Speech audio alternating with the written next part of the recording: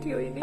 Semoga Pak Jenderal Listio Sigit bisa mendengarkan apa yang selama ini saya alami.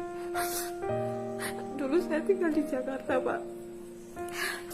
Tapi ketika saya mengalami kesulitan dan saat itu saya menggadaikan satu unit PCX sebesar 6 juta. Tapi ketika saya mau ambil motor itu dipersulit. Di situ saya pernah minta tolong salah satu anggota polisi.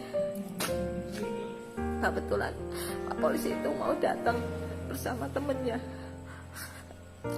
Dan di pertengahan jalan motor itu sebenarnya sudah ketemu di tahun 2020. Di situ saya sudah banyak keluarin uang, pokoknya buat operasional semuanya itu udah tak kasihkan.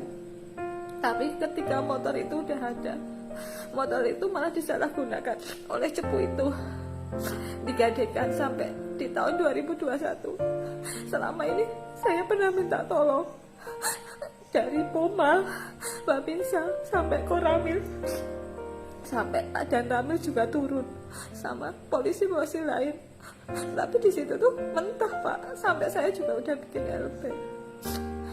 Saya cuma berharap pertolongan. Semoga saya bisa mendapatkan keadilan seadil-adilnya dan hak saya itu pulang, Pak. Orang tua saya, ibu saya sampai rela menjual gabahnya untuk uangnya dikasihkan ke saya untuk bolak-balik Jakarta Klaten untuk mencari keadilan. Sebenarnya itu masalahnya sepele, Pak. Jika oknum polisi itu berani neken cepunya, sebenarnya tuh motor saya bisa balik.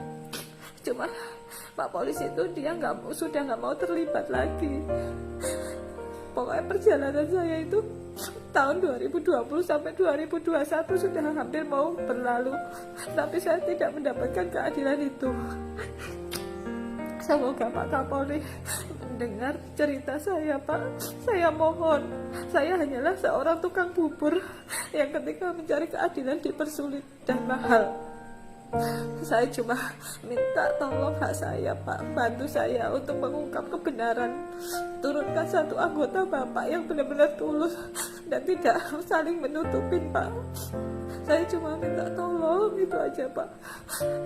Terima kasih, Pak, atas bantuannya sebelumnya.